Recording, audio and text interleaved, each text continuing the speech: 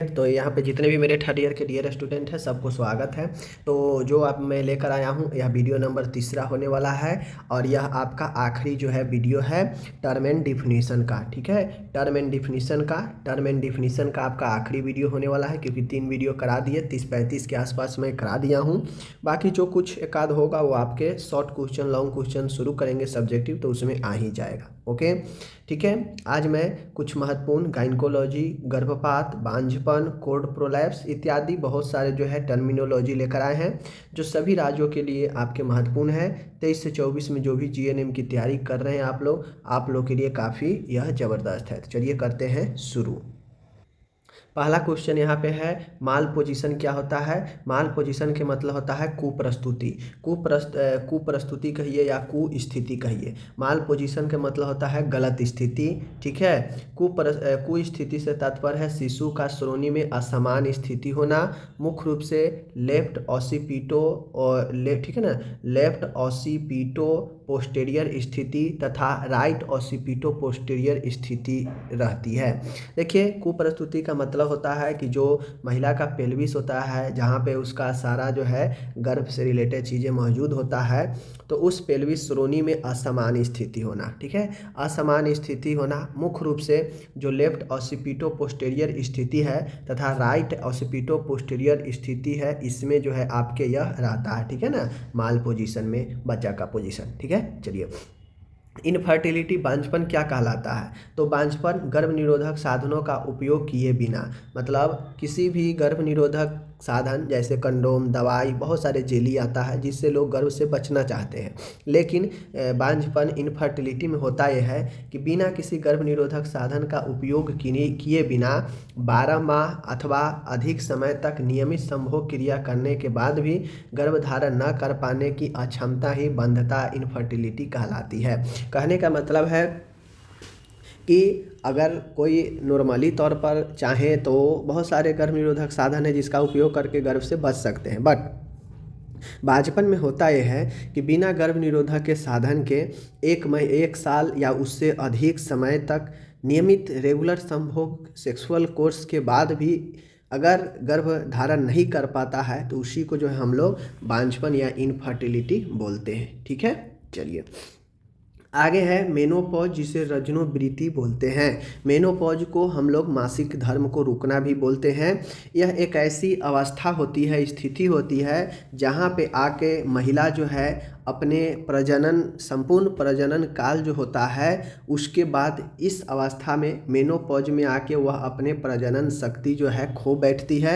मासिक धर्म इस आयु में आने के बाद बंद हो जाता है और जो है महिला जो है बच्चे को गर्भ धारण करने की जो संभावना होती है वो ख़त्म हो जाती है। इसी को मेनोपॉज कहते हैं।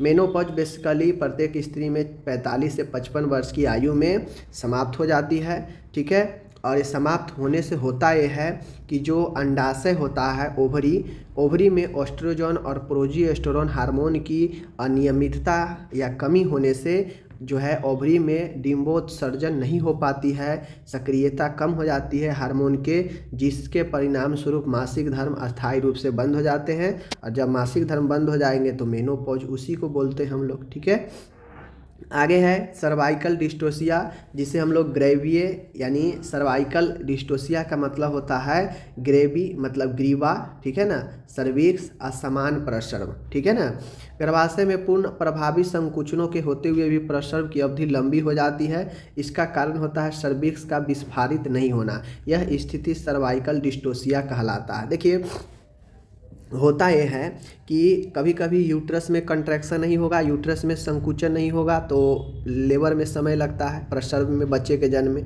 बट कभी कभी ऐसा सिचुएशन होता है कि यूट्रस में तो गर्भाशय में तो पूर्ण संकुचन रहता है, कंट्रैक्शन प्रभावी रहता है, बट कभी कभी होता यह है कि गर्भाशय से जो जुड़ा हुआ सर्विक्स है अगला पार्ट, वह सर्विक्स जो है डिलेट नहीं कर पाता है, फैल नहीं पाता है। ठीक है, जिसके कारण जो प्रसव की अवधि है वो लंबी हो जाती है और इस कारण हम इसे सर्वाइकल डिस्टोसिया कहते हैं, यानी सर्विक्स का फैलाव नहीं होता है। ठीक है, जिसके कारण लेबर में समय ज़्यादा लगता है, तो इसी को सर्वाइकल डिस्टोसिया कहा जाता है। समझ गए। आगे है ऑब्स्ट्रक्टेड लेबर। ऑब्स्ट्रक्टेड लेबर कहने का मतलब होता है, माय डियर स्पष्ट समझिएगा, ऑब्स्ट्रक्ट मतलब होता है रुका हुआ या बाधित होना, लेबर मतलब होता है प्रसर्व यानी रुका हुआ प्रसर्व, ठीक है, या फिर बाधित प्रसर्व। स्त्री के गर्भाशय संकुचन तीव्र होने के बावजूद भी शिशु के प्रसूति अंग का नीचे की ओर नहीं खिसकना ही बाधित प्रसर्व ऑब्स्ट्रक्टिव लेबर कहलाता है। जो अभी ऊपर देखे हैं ना, तो ऊपर चीज़ें था कि सर्विक्स में यूट्रस में होगा कंट्रैक्शन, लेकिन सर्विक्स में फैलाव नहीं होगा, तो वह जो है सर्वाइकल डिस्टोसिया कहलाता है। लेकिन यहाँ पे ऑब्स्ट्रक्टिव लेबर है। ऑब्स्ट्रक्टिव लेबर में होता यह है कि इस तरह की जो गर्भाशय संकुचन होता है वह तीव्र तेज होने के बाद भी शिशु का जो प्रेजेंटेशन एरिया होता है, प्रस्तुति अंग होता है, वह नीचे की ओर नहीं खिसकता है, और इसी को बाधित प्रसर्व कहते हैं। और आप लोग को पता होना चाहिए कि अगर नॉर्मल बच्चा है, नॉर्मल स्थिति में है, तो सबसे पहले उसका प्रस्तुति भाग क्या होगा, सिर होगा, ठीक है, नहीं तो कंधा होगा। सबसे पहले सिर निकलता है, कंधा निकलता है, बातें को समझिए।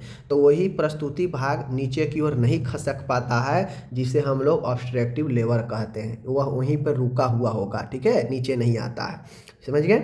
आगे है कोड प्रोलैप्स रज्जुभ्रंश, ठीक है, रज्जुभ्रंश, कोड को हम लोग नाभिनाल बोलते हैं, भ्रंश मतलब प्रोलैप्स होता है, ठीक है। प्रोलैप्स यह किसी भी ऑर्गेन में हो सकता है, बातें को समझिए।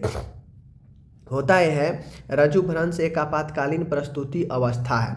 रज्जुभ्रंश कोड प्रोलैप्स एक इमरजेंसी जो है प्रस्तुति अवस्था है, जिसमें एमनियोटिक झिल्ली फटने के बाद शिशु के प्रस्तुति भाग के आगे रज्जु अम्बिलिकल कोड मौजूद होती है। इसी स्थिति को रज्जुभ्रंश कहते हैं।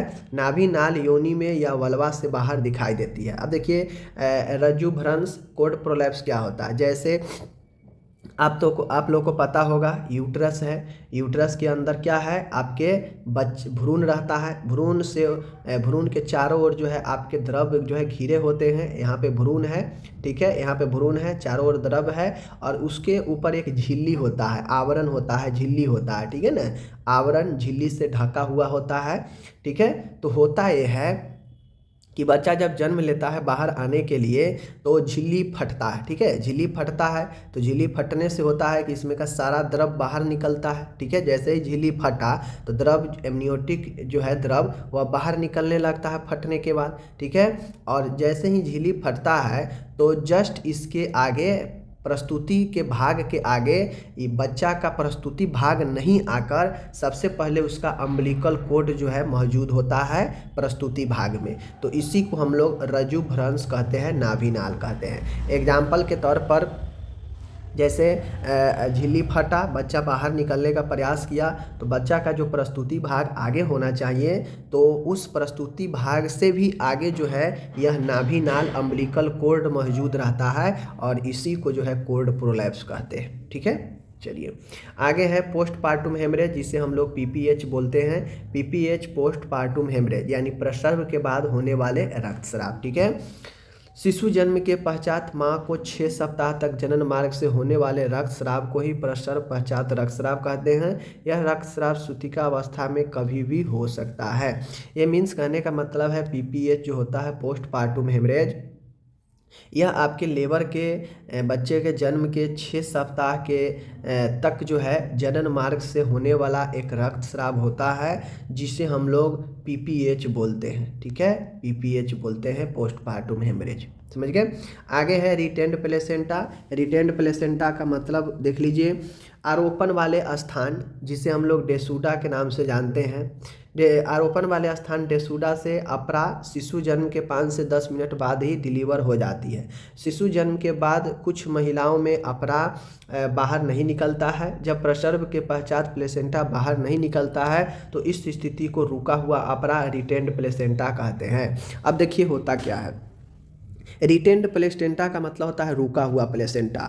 नॉर्मली तौर पर मैं आपको बता दूं कि मैं आपको बता चुका हूं, प्लेसेंटा सिर्फ और सिर्फ गर्भ के अवस्था में ही जो है क्रिएट होता है, यूट्रस के दीवार के साथ लगा होता है, और इधर बच्चे के गर्भनाल से जुड़ा हुआ होता है प्लेसेंटा। तो जैसे ही बच्चा जन्म ले लेता है, लेबर हो जाता है बच्चे के लेबर के 5 से 10-15 मिनट के बाद या 30 मिनट तक मैक्सिमम यह जो है प्लेसेंटा भी यूट्रस के दीवार को छोड़कर बाहर निकल जाता है, यानी प्लेसेंटा का भी डिलीवरी हो जाता है। और जब प्लेसेंटा का डिलीवरी हो जाता है तब जाके कंप्लीट लेबर जो है माना जाता है। जब तक प्लेसेंटा अंदर रुका हुआ है गर्भ में, जब तक प्लेसेंटा बाहर नहीं आया, डिलीवर नहीं हुआ, तब तक कंप्लीट लेबर नहीं माना जाता है। इसीलिए लास्ट स्टेज में प्लेसेंटा डिलीवर्ड होता है, उसके बाद लेबर जाके क्लियर हो जाता है। ठीक है, तो बेसिकली होता यह है, मैं बता दूं कि बेसिकली होता यह है कि यह जो प्लेसेंटा होता है, यह जो यूट्रस के दीवार के साथ अटैच होता है, जो लेबर के 5 से 10-15 मिनट के बाद डिलीवर हो जाना चाहिए, बाहर निकल जाना चाहिए यूट्रस से, तो यह नहीं निकल पाता है। ठीक है, यह जो है यूट्रस के बाहर जो है लेबर होने के बाद भी, समय पूर्ण जाने के बाद भी यह जो है यूट्रस से बाहर नहीं निकल पाता है, और इसी स्थिति को हम लोग रुका हुआ अपरा रिटेंड प्लेसेंटा कहते हैं। ठीक है, आगे बढ़ते हैं। आगे क्या है, प्यूरिपेरल सेप्सिस, जिसे हम लोग संक्रमण प्यूरिपेरल सेप्सिस या सूतिका अवस्था का संक्रमण कहते हैं। प्यूरिपेरल इन्फेक्शन या प्यूरिपेरल सेप्सिस। ठीक है, देखिए प्यूरिपेरल सेप्सिस कहने का मतलब होता है सूतिका अवस्था का संक्रमण।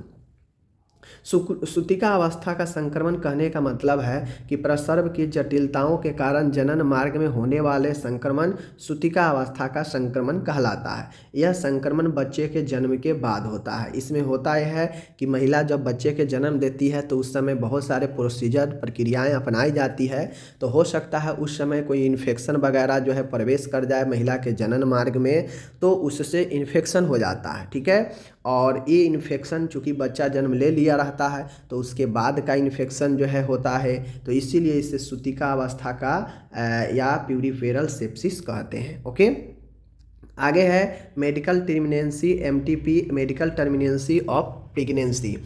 MTP कहने का मतलब है यह भारत सरकार के द्वारा लाया गया एक्ट है जो गैर कानूनी तरीके से जो भ्रूण परीक्षण होता है, जिसमें जो है भ्रूण परीक्षण वगैरह या जो क्या बोलते हैं उसको एवर्सन की क्रिया की जाती है इलीगल तौर पे, गलत तरीके से जो है जांच करके पता कर लेना कि ये लड़की है तो उसको गर्भपात करा देना। इस पर कंट्रोल करने के लिए एक एक्ट आया MTP, जो 20 सप्ताह के अवधि से पूर्व जो है यह अलाउ करता है कि 20 सप्ताह से पहले गर्भपात कर सकते हैं, वो भी रेयर कंडीशन में, जब ये देखा जाए कि महिला के स्वास्थ्य की स्थिति और जीवन के रक्षा के लिए ज़रूरी है गर्भपात करना, तभी जाके ये चीज़ें संभव है, वरना हर नॉर्मल कंडीशन में गर्भपात गैर कानूनी है। ठीक है, तो ये चीज़ें होता है। बाकी कभी कभी अब इस एक्ट में संशोधन भी किया गया और 20 सप्ताह से बढ़ाकर कुछ केसेज में 24 सप्ताह भी जो है किया गया। ठीक है, तो ये चीज़ें हैं। यह एक्ट 1971 में जो है आपको स्टेबल किया गया, इसे एक्ट को पारित किया गया। ओके, आगे बढ़ते हैं। गायनिकोलॉजी क्या होता है, तो माय डियर गायनिकोलॉजी जो होता है यह स्त्री के जनन मार्ग से संबंधित या स्त्री से संबंधित रोगों के बारे में अध्ययन करने की एक विज्ञान है जिसे हम लोग गायनिकोलॉजी कहते हैं। जो भी डॉक्टर महिला डॉक्टर होती है उनके पास इसका जो है अध्ययन रहता ही है। गायनिकोलॉजी स्त्री रोग के बारे में अध्ययन किया जाता है, वही गायनिकोलॉजी होता है। ठीक है, आगे बढ़ते हैं। प्यूबर्टी कहने का मतलब होता है यौनारंभ। ठीक है ना, किसी लड़की व लड़के की यौनारंभ प्यूबर्टी की आयु वह होती है जब यह संतान उत्पत्ति के योग्य हो जाते हैं एवं उनमें सेकेंडरी सेक्सुअल कैरेक्टरिस्ट का विकास आरंभ हो जाता है। कहने का मतलब है प्यूबर्टी मतलब यौनारंभ, ये लड़की और लड़का दोनों में हो सकता है। यौना आरंभ से मतलब होता है कि जब यौना आरंभ होता है तब उसमें अनेकों बदलाव देखे जाते हैं, जिसमें एक महत्वपूर्ण होता है सेक्सुअल कैरेक्टरिस्ट का जो है बदलाव होना, जिसके बाद जो है लड़की हो या लड़का संतान उत्पत्ति करने के योग्य हो जाते हैं, वही प्यूबर्टी होता है यौना आरंभ। ओके, आगे है एमनोरिया, जिसे हम लोग रजोरोध या अनार्तव कहते हैं। ठीक है ना, एमनोरिया मतलब होता है कि महिला में किसी कारण से मासिक स्राव या मासिक धर्म का नहीं होना अथवा एक बार होकर रुक जाना रजोरोध अथवा अनार्तव कहलाता है। यह रोग नहीं होता है बल्कि किसी रोग का लक्षण होता है। एमनोरिया जो होता है, जिसे हम लोग मासिक धर्म का नहीं आना बोलते हैं, इसमें होता यह है कि मासिक धर्म का नहीं होना अथवा एक बार हुआ और वह बंद हो गया, फिर आया ही नहीं कभी, तो इसी को हम लोग मासिक धर्म या रजोरोध कहते हैं। यह कोई रोग नहीं होता है, बस यह किसी रोग का एक लक्षण होता है। जैसे किसी में हार्मोनल इम्बैलेंस हो सकता है, किसी में कोई दूसरा बीमारी के कारण जो है मासिक धर्म नहीं हो रहा होता है, तो यह अन्य रोगों का एक लक्षण हो सकता है, जिसको अन्य रोगों को ट्रीटमेंट करने से ये सही हो जाएगा। ठीक है ना, तो ये चीज़ें होता है। आगे बढ़ते हैं। आगे है डिस्मोनेरिया। डिस्मोनेरिया कहने का मतलब है कि दर्दयुक्त मासिक धर्म। डिस्मोनेरिया का मतलब होता है कि मासिक धर्म के दौरान सामान्य से अधिक दर्द होना, जिसके कारण महिला के दैनिक कार्यों में बाधा पहुंचती हो, यह दर्दयुक्त मासिक धर्म कहलाता है। डिस्मोनेरिया मतलब ही होता है डी फॉर डिफिकल्ट, मोनेरिया मतलब रक्तस्राव, यानी मासिक धर्म अगर दर्द के साथ, बहुत ज़्यादा दर्द के साथ होगा तो उसमें महिला का जो दैनिक काम है वो प्रभावित होगा ही, और जब बहुत ज़्यादा अत्यधिक दर्द के साथ ये चीज़ें होता है तो चीज़ें डिफ़िकल्ट हो जाती है, इसीलिए इसे डिस्मोनेरिया बोलते हैं। आगे है क्रिप्टोमेनेरिया। क्रिप्टोमेनेरिया क्या मतलब होता है, देखिए, जिसे हम लोग छंद मासिक धर्म जो है कहते हैं। यह एक ऐसी स्थिति है जिसमें मासिक धर्म तो होता है, परंतु आउटफ्लो ट्रैक्ट में बाधा, ऑब्स्ट्रक्शन होने के कारण रक्तस्राव शरीर से बाहर नहीं आ पाता है। इसे हेमाटोकोलपोस भी कहते हैं। अब देखिए, होता यह है, जैसे हम लोग जानते हैं कि यूट्रस के अंदरूनी परत, ठीक है ना, यूट्रस के अंदरूनी परत जो इंडोमेट्रियम का होता है, वह हर एक प्रत्येक जो है 28 दिन के बाद जो है टूट टूट कर ब्लड के साथ में जो है वह जनन मार्ग से, योनि मार्ग से बाहर निकलता है, और वही मासिक धर्म होता है। प्रत्येक 3 से 5 दिन यह चलते रहता है। ठीक है ना, तो होता यह है कि इसमें मासिक धर्म तो होता है, परंतु जो आउटफ्लो ट्रैक्ट है, जहाँ से चीज़ें बाहर निकलना चाहिए, उसमें बाधा होने से, उसमें ट्रैक्ट में जो है ऑब्स्ट्रक्शन होने से जो रक्तस्राव होता है वह शरीर से बाहर नहीं आ पाता है, और इससे ही हम लोग हेमाटोकोलपोस भी कहते हैं क्रिप्टोमेनेरिया को। ठीक है ना, तो ये चीज़ें आपका यहाँ पे हो गया समाप्त। तो कुल मिला के आज भी हम लोग बहुत अच्छे अच्छे जो है वर्ड या टर्मिनोलॉजी को देखे हैं। उम्मीद है आप चीज़ें को समझे होंगे। तो मैंने लगभग 3 वीडियो कर दिया टर्मिनोलॉजी डिफिनीशन का, तो आप लोग इसको अच्छे से देखिएगा। जो लोग 1, 2, 3 वीडियो को नहीं देखे हैं, प्लीज़ समझ लीजिए, ताकि आगे आप लोग को कोई दिक्कत ना हो। ठीक है, चलिए मिलते हैं अगले वीडियो में। धन्यवाद।